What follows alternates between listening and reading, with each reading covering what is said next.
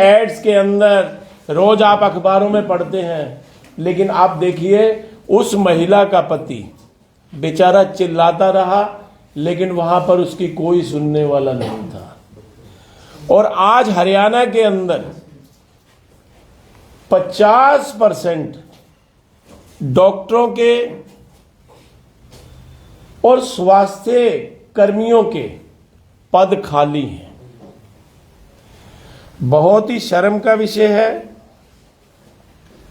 जब आज हमारे स्वास्थ्य मंत्री के अपने गृह क्षेत्र के अंदर ये हालात हैं, तो आप ये देखिए कि पूरे हरियाणा के अंदर, पूरे राज्य के अंदर स्वास्थ्य सेवाओं के क्या हाल चल रहे हैं।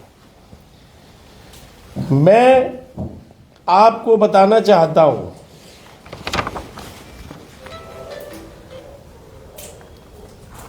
हरियाणा के अंदर मेडिकल कॉलेज केवल रोहतक के अंदर न्यूरो सर्जरी और सुपर स्पेशलिस्टी केयर उपलब्ध है। इसके अलावा पूरे हरियाणा के अंदर कहीं भी ऐसी सुविधाएं नहीं हैं। और से और आज हरियाणा की जो आर्थिक राजधानी है, जहां हजारों करोड़ रुपए का टैक्स और जीएसटी गुड़गांव से आता है, गुड़गांव जैसे शहर में भी जिसका विश्व के पटल के ऊपर एक नाम है, अपना हरियाणा की पहचान है गुरुग्राम, वहां भी ऐसी सुविधाएं जो हैं, वहां के लोग इन सुविधाओं को तरस रहे हैं।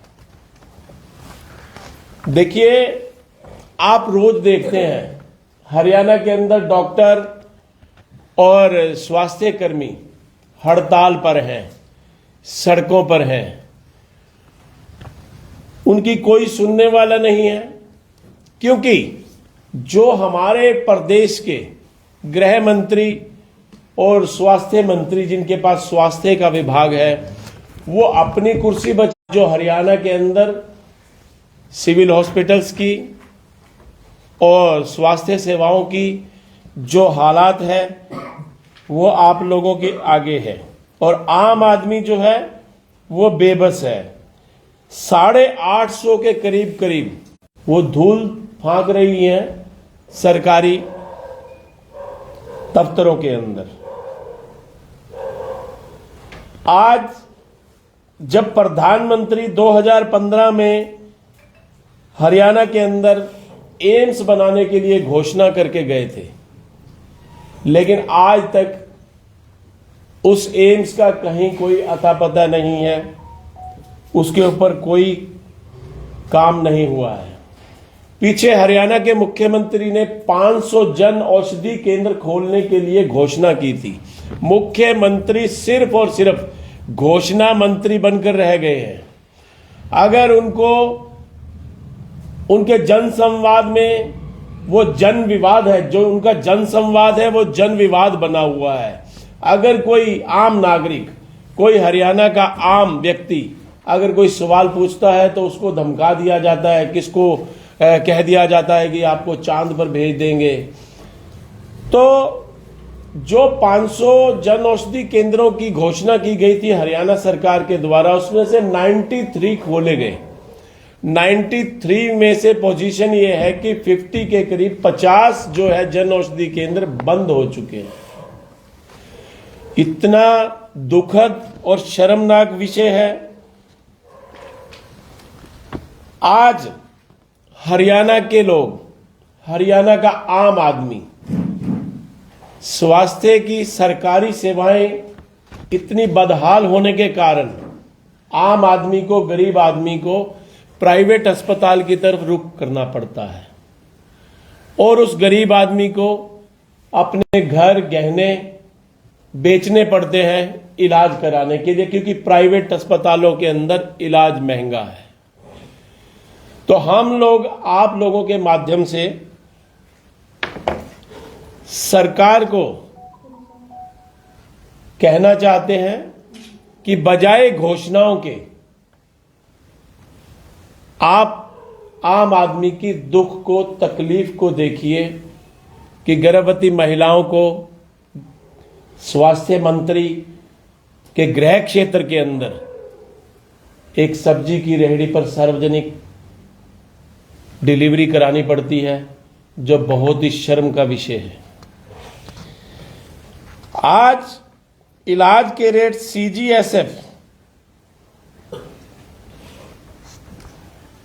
के निर्धारित रेटों से भी जब आदमी को प्राइवेट स्कूल में, प्राइवेट हॉस्पिटल के अंदर जाना पड़ता है, तो कई 100 गुना ज्यादा आम आदमी को गंभीर बीमारी के लिए या आम इलाज के लिए खर्चना पड़ता है।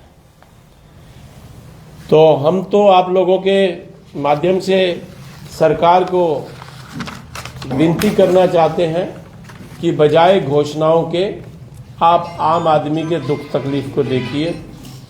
और जिस प्रकार से दिल्ली और पंजाब के अंदर, पंजाब में 400% जो है हमने हेल्थ बजट बढ़ाया है, तो हरियाणा सरकार को भी हेल्थ की तरफ ध्यान देना चाहिए, लोगों के स्वास्थ्य की तरफ ध्यान देना चाहिए। अगर हरियाणा वासी स्वस्थ होंगे तो हमारा प्रदेश उन्नति और तरक्की करेगा।